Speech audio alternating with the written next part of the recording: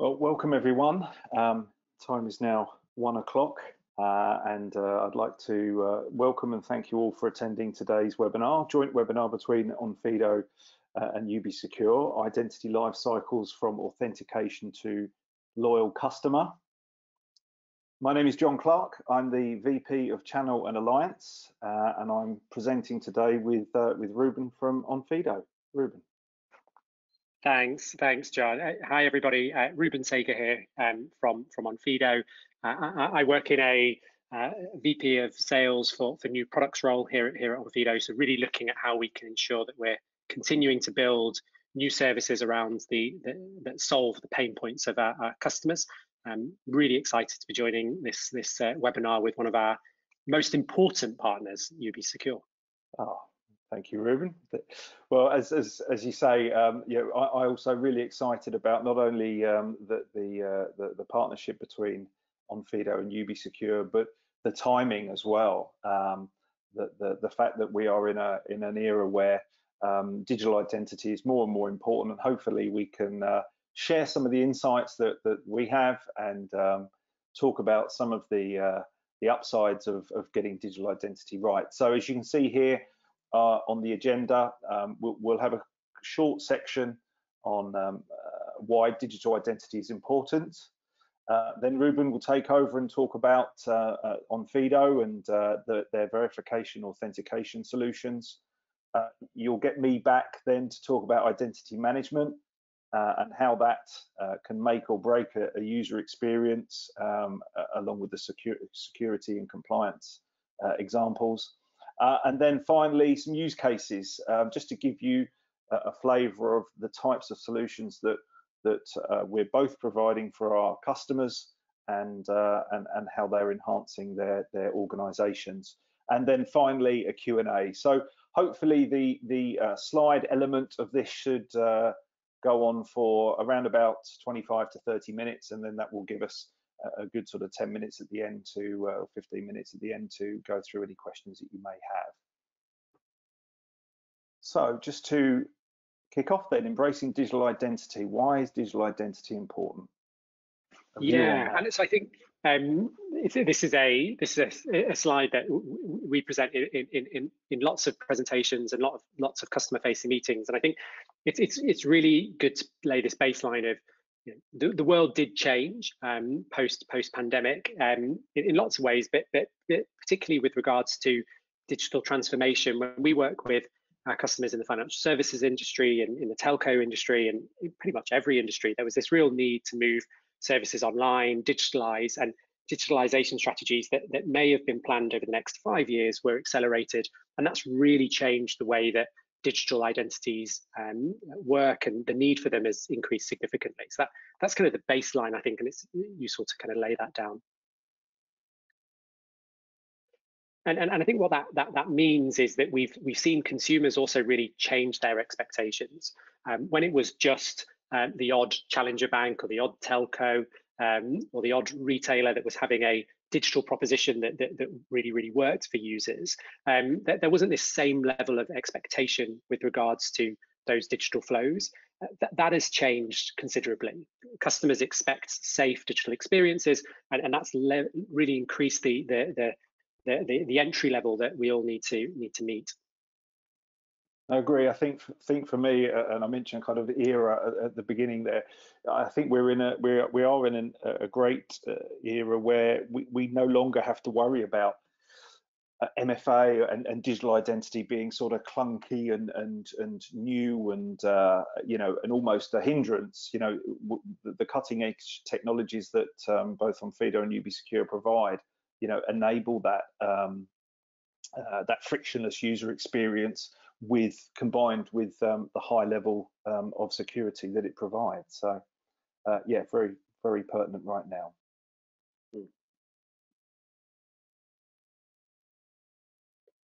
And we were talking about this in previous sessions, Jay, and I think to put some data to this, Onfido produced a customer attitudes white paper around 12 months ago, and really wanted to look at what consumers and the consumer view was in terms of digital onboarding. a couple of key data points here to pull out for the group. So 58% of individuals would abandon a flow if it was long or confusing. So individuals are willing to walk away from a product that they had previously wanted to buy or access just because of the onboarding process. And so this really makes a dramatic impact in terms of conversion rate. What I think is also really interesting is this challenge with regards to users feeling really restricted online. So we've obviously as a community spent many years building out physical tools that allow individuals to access physical premises more easily if they have accessibility challenges. But we don't necessarily put that same lens on when we're developing digital flows. We don't necessarily think about all users when we're building out those experiences, and that's something that's going to become more and more crucial. If we're closing down branches on the high street, then we need to be able to provide a service that is accessible to all, because people genuinely have a challenge in accessing our services today. And then lastly, what's really interesting about this data point, I think, is partially the converse. So 50% of users are concerned that their data won't be held securely. That means that 50% of users are really comfortable with the idea that their data is going to be held securely. So that's really good place to be. But what it does mean is that we need to ensure that we are continuing to take data security really seriously. And I think something we do in the EU very well. GDPR provides really clear guidelines there and really holds us all to a very high level. But what's also important is we need to continue communicating the controls that we have in place as businesses to our users. We've got to make sure that they know all of that that good stuff that we're putting into our platforms, so that they can trust and be comfortable sharing the data that we need to do business with them.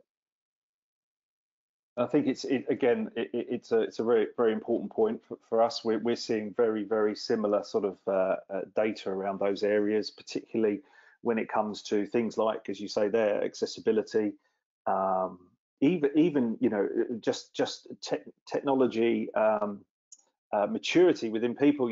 Some people are still unfamiliar with technology, whether they're elderly and they just they've never had to use technology before, or very limited, or maybe incapacitated some way and just can't physically use the technology. It's about how do you still give the right access to those users at the right time. And I think as more and more services and applications are being pushed online and transformed online, I think this is all really pertinent to getting that ecosystem correctly aligned with the users, and both from an experience perspective and a security perspective as well. What's also been really interesting is that we've seen that behavioural change on the user side. Onfido, our work is really focused on onboarding those good customers, making sure they're able to access our customer services. But we also play a pretty important role in terms of blocking fraudsters. And so some of the data we've looked at is tracking fraudulent applications against a calendar week. And what we saw pre-pandemic was that there was this real 9 to 5, Monday to Friday job. Fraudsters saw activity increase on Monday into Tuesday, then start to decrease over the week and fall away Saturday and Sunday. What was super interesting as we looked at data from 2020 was that actually, like all of us, those lines between work and home life completely disappeared for fraudsters as well, and we were seeing fraud attacks happening on a much more consistent basis throughout the day, throughout the week. And for us, that's really around, as we've created these digital services, as we've potentially started to block users from signing up for services in store, in person, in a physical setting, we've got to be conscious of the fact that we're not just blocking the good customers from doing that, but we're also blocking fraudsters from completing access to services in a physical sense, and they will start to do that using digital platforms more often, and that's really what we've seen in the data. Very briefly on this slide, this digital wave of change has clearly created major business challenges. I think when we speak to our customers, we tend to find that there's lots of legacy tools that valued compliance over simplicity, because you could do that potentially in a physical setting. What we also see is that identity is a risk through the entire customer journey. Identity is not just something that is brought up at point of onboarding, and we'll talk about that a little bit as we go through this presentation, I'm sure. But also we're continuing to see the challenge from digital disruptors. Every industry we speak to is seeing a challenger of some sort, pushing the incumbents to do more from a digital perspective. Yeah, agreed. Again, it's something that we're also seeing, you know, on a regular basis. Certainly, legacy tools. You know, UbiSecure is known and is focused on in the customer identity access management space, and the amount of organisations that have a sort of a knee-jerk reaction often and try to either use a legacy system to create something that is not only secure but has a great experience, often doesn't end well, or will take an inordinate amount of time to reconfigure and repurpose. But yeah, I agreed. It's something that you know, the identity is at risk, as you say, through the entire customer journey, and you know, hopefully we can provide solutions that collectively enable that to be a lot more secure. And I guess that lends itself to talking a little bit about some of the challenges that businesses see with regards to older world methods of digital identity. So databases have traditionally been used consistently by companies to verify identities, and we're continuing to see this real challenge of breaches that are ever growing in size, leading to the ability for fraudsters to access identity data, so PII, at very, very low prices. So 36 billion records were breached in the first 3 quarters of 2020.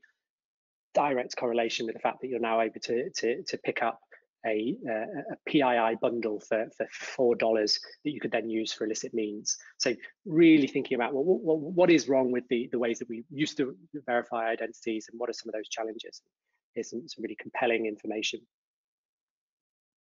So just to kind of summarize that section, clearly, and again, this won't be new news to many of the people on the webinar today, but you know, if you get identity wrong for your organization, your business, it means several negative things: loss of trust, as Ruben mentioned, from those 36 million odd data breaches, poor or you know, certainly hindered UX and customer frustration, and in some cases even worse, customer you know, leaving, and you know, the retention figure drops.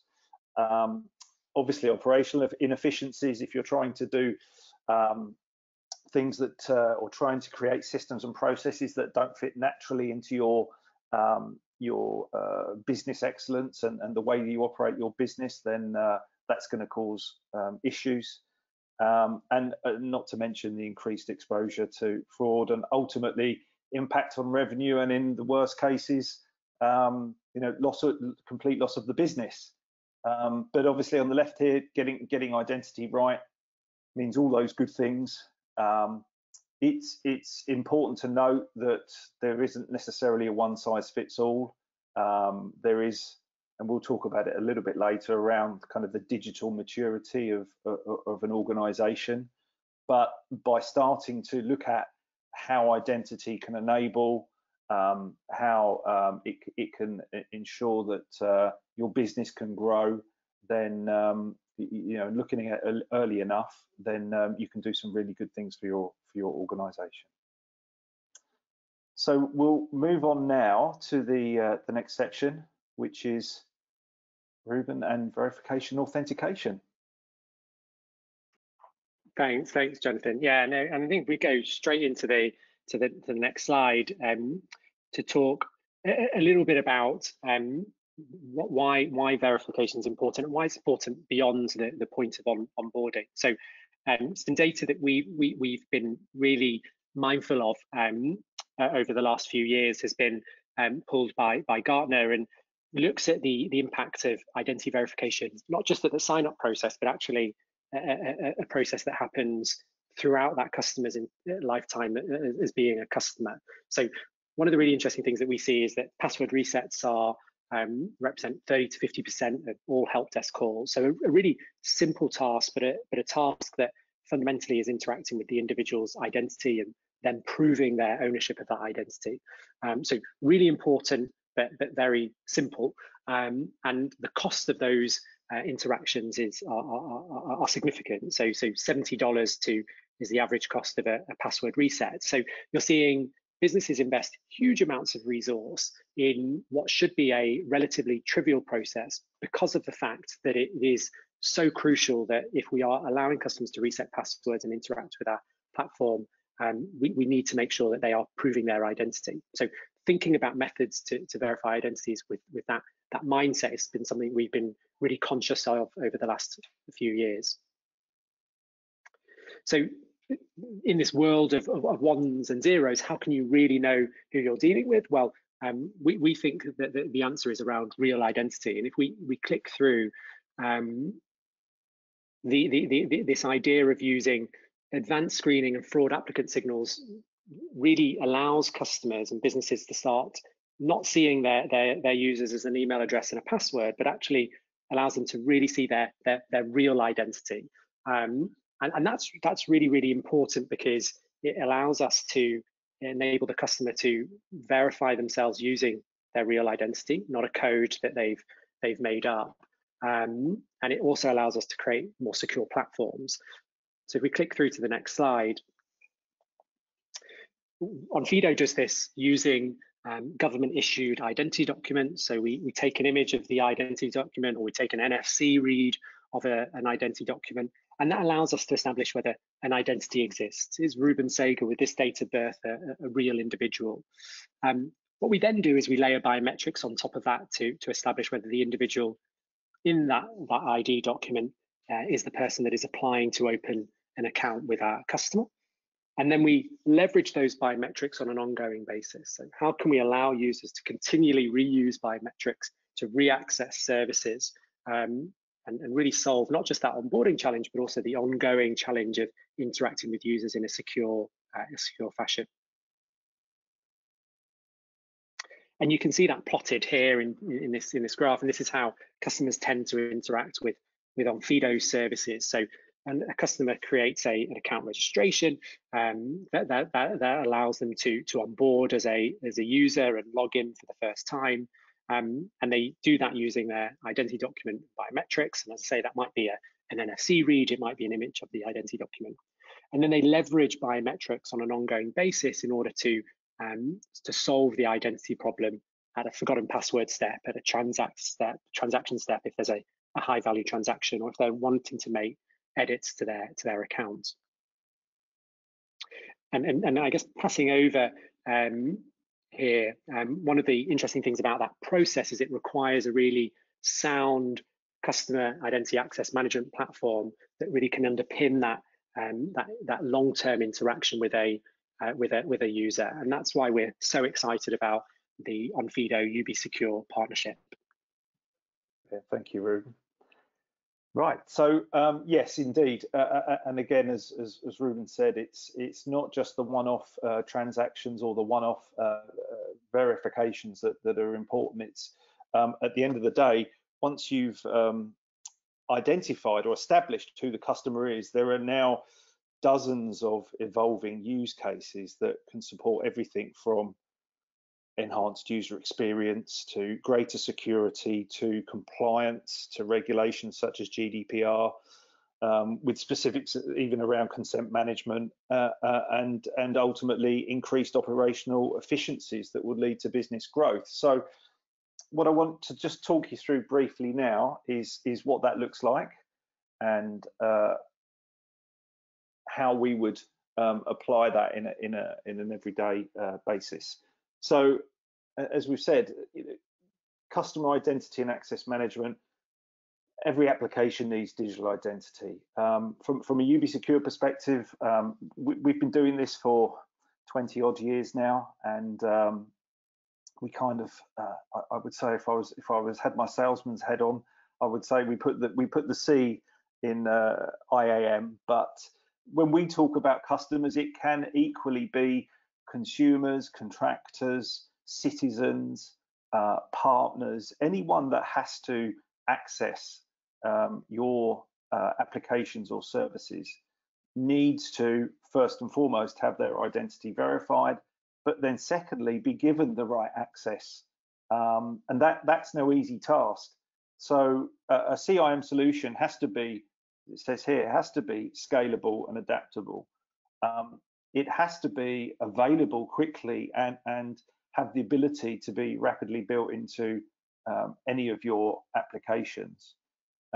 Ultimately, there will be a cost, but it has to be outweighed by the risks of doing it in-house, perhaps in a discipline that your DevOps team are not used to, and the expertise of having a long and rich heritage working in this space is also completely valid, along with the very flexible deployment models that can be offered to make sure that any CIAM platform will meet the organization where they are.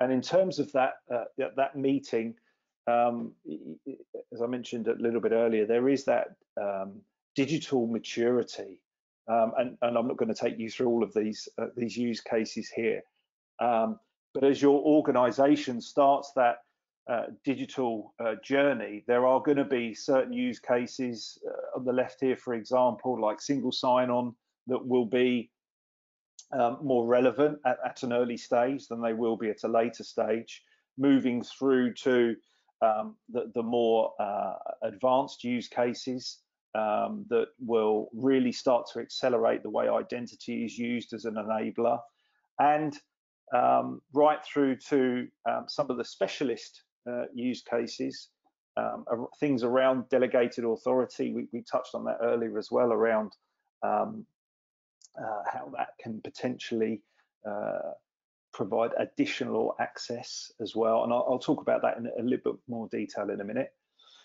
But yeah, it's the goal with any CIAM deployment is to meet the organization where you are and be able to provide the right solutions at the right time. So just to give you some key areas that could be relevant for an organization. So first and foremost, again, we've touched on this, customer experience, single sign-on, self-service, identity brokering are all ways to make sure that your customers or your external users, and again, I'll asterisk customer with partners, contractors, citizens, to ensure that as more and more services and applications get pushed online, that they don't have to think about remembering multiple passwords every time they go into a different part of your organization's infrastructure, which may comprise of many different websites, many different brands. For example, we have one use case at the moment within the Nordics with a large retailer that has everything from big supermarkets to corner shops to hotels to petrol stations, and they've built a single sign-on platform that ensures that you log into one area of that, and you could be looking at what you bought, what groceries you bought last week, but then you can actually within a couple of clicks can be booking a hotel room for a weekend away. So the enablement element of this is not to be underestimated, and keeping the solutions viable for customers to keep them with you. Consumers are demanding, as I said at the beginning, frictionless user experience, along with that high level of security. If it's not provided, they'll go somewhere else, and they'll go there very quickly. With that in mind, so the security, privacy, and compliance aspects, we've kind of touched on those, but certainly around consent and preference management, making sure that you can meet GDPR regulations, keep that data safe, and as Ruben said, when it comes to authentication, making sure that any repeat authentications are as secure as the first time that person verified their identity and created an account. And then turning it inside and looking at the organization, how can you make it easier and more efficient for an organization to operate? So making sure that things like managing users and their attributes, again, meets that compliance aspect, and representation governance as well. So it's to make sure that you can legally and digitally represent your organization. The delegated authority piece, I will show you one of the industry's most advanced delegation solutions, comes from UbiSecure, and this enables organizations, users within organizations, to act on behalf of other persons for their digital services and the way they operate. To put that into context, we work with the Finnish government, and in particular the tax authority. And like most countries around Europe, certainly in the UK, when you create a company, you will need to set up and be given a company number. That company number allows you to operate and to transact. It will also mean that you then have to start paying corporation tax and file various documents back to the government. If you are the CEO of the new company, you might pass that down the line to your CFO. CFO might pass that down the line to one of his or her managers. They, in turn, may have outsourced that work. And at that point, you need to be able to have an auditable electronic power of attorney to be able to say, I'm going to delegate XYZ accountancy company to be able to act on my behalf. And therefore, they can then do it. And even within that third-party company, you are enabled to be able to give authorization to other people to carry out the work on behalf of the customer, and ultimately then feed that work back into the government in this case. So it's a very, very complex use case, but one which can significantly improve workflows and resource times used within a sort of a delegated or multi-tiered delegation use case. So with that in mind, we just want to give you a couple of example use cases. Just here, I think, again, as we said at the beginning, the UbiSecure and Onfido partnership allows organizations to grant or certainly validate customers and grant access to the apps and services that they need. You can see here on the left the sort of the typical types of onboarding or verification use cases that they will come across. And once UbiSecure gets involved, you can see the types of use cases that we would deliver to and into the types of industries or verticals that we have. So there's a couple of examples for them. I think, Ruben, you may well be first. Yes. Yeah, thanks, John. And I think there's a really interesting progression of how the two businesses are really converging in terms of the development of identity. So there's been a real drive, I think, that we've seen over the last few years around improving the onboarding experience and focusing digital processes around that. And I think there's this now a shift to looking at and obviously UbiSecure are maximizing this opportunity, how you can use identity more efficiently throughout the life cycle of a customer. So such great timing for our two businesses to be working together.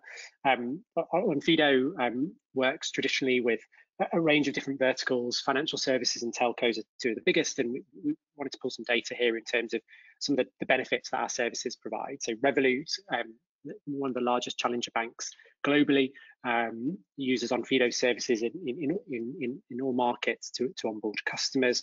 And what has been really effective for Revolut is that they've been able to increase the size of the pie that they're able to target by using Onfido services. So they were able to increase the number of customers onboarded by 12% when they moved to Onfido services, while still enabling a really compliant onboarding process that their regulator would feel comfortable with.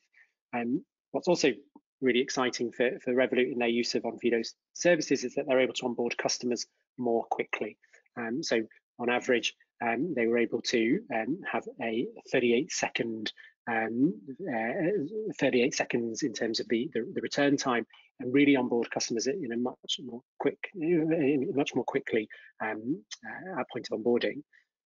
Our Orange Flex use our services in the Polish market, and what was really interesting here again is the speed in which an individual could create a new account. So Orange Flex was targeting the ability to onboard customers in minutes, and using Onfido's services, they were able to do that in 2 minutes.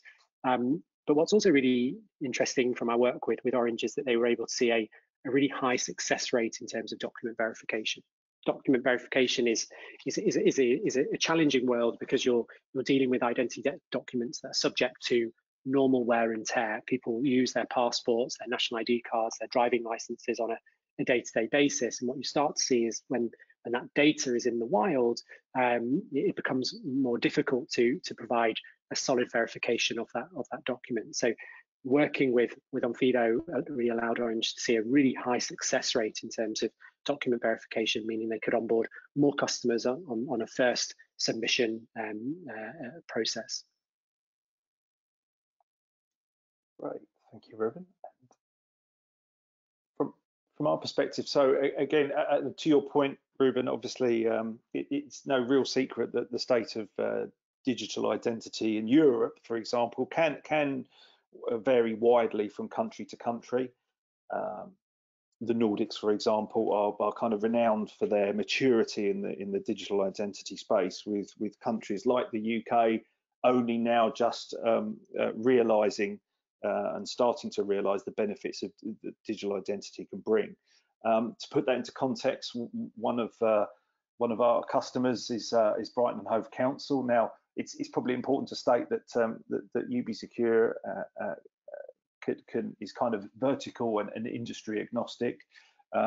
We can work across both public and private sector, but Brighton and Hove recognised a need to work in a more efficient way and provide services, particularly, you know, as the pandemic started to kick in and has kicked in. Services have been needed to be more efficient, needed to be quicker, so and also needed to be secure, because throughout the council there are obviously opportunities for people to gain grants and things like that, so they needed to be as secure as possible. So used UbiSecure to provide a single seamless portal called My Account.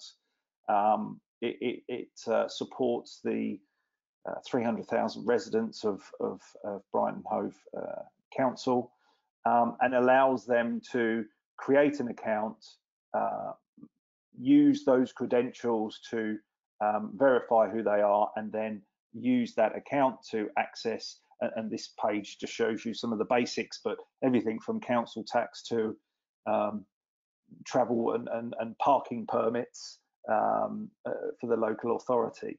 And it is enabled them to free up time. They're looking at putting more and more services onto the platform, and has really demonstrated that how getting a grasp of users attributes and verifying who they are can really streamline the services that the council is able to provide to all citizens across the council. And then the second one is taking it back into the private sector, where And again, we've touched on delegated authority, but this is DNA, who's one of the largest telcos in the Nordics. But by coincidence, we work with all three of the largest telcos across the Nordic region. And this one is around similar. DNA were looking for a way of being able to ensure that not only did the delegation of identity management provide an easier workflow for their employees, it empowers their customers to take control of their identities and get more use from the services and the ability to look at data and how their accounts were being managed, both from an individual DNA customer perspective right through to their business to business as well, which again is another important use case for customer identity management.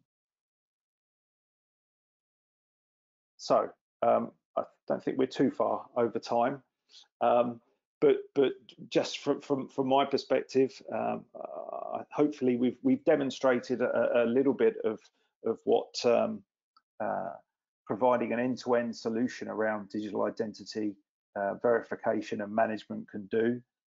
We've talked about the enhanced user experience. We've talked about the greater security and the ability to be more compliant to regulations, and ultimately the ability to streamline processes for an organisation and help that business grow. So hopefully that's a good takeaway. And Ruben, if you've got anything to add as a conclusion. Yeah, no, I think there's this really interesting challenge around onboarding digital processes beyond onboarding, and I think UbiSecure has delivered so much there in terms of 2FA and other elements of verification, and I think it will be so fascinating to see how our combined customers can start using the UbiSecure platform for the management of a customer's identity, and then start to leverage biometrics as an alternative method for that type of verification, and really look to combine those two technologies. I think we're clearly in a new world when it comes to digital identity. The pandemic has, of course, changed everything for all of us. But if we think about business and the companies that we look after, there's been a real shift in terms of the way that we have to work with our users, and we should accept that, and we should really look to leverage technologies to make these processes as easy as we can for our customers. Thanks, Ruben. That's great. Yeah, I wholeheartedly agree. And as I say, hopefully everyone has found some benefit from the webinar today, got some insights. I think now we were just going to summarize in terms of what it can do. I think Ruben, you've probably done a very good job of that already. But as we said right at the very beginning, if you can get this right, and as I say, it's meeting your organization where you are, but you can start to build all of these positives aspects around identity. So that trusted brand, that good user experience, the reduced operational cost, and then obviously knowing your customer and allowing your customer to self-service, authenticate, and really engage with all of the processes needed around their accounts or their business, and ultimately grow the organization. So I'll wrap up for now. I want to say, first of all, thank you to everyone that's attended today. Ruben, thank you for helping be my co-pilot on the webinar. Thanks for having me. And obviously, if there are any questions at all, please do shout. And if anyone's looking for some more information, you can look at our respective websites. But obviously, please share some of that information, and you can come back to us once we send out the white paper as well. So with that in mind, I'd like to thank everybody again, and we'll close off the webinar. Thank you, everyone. Thank you.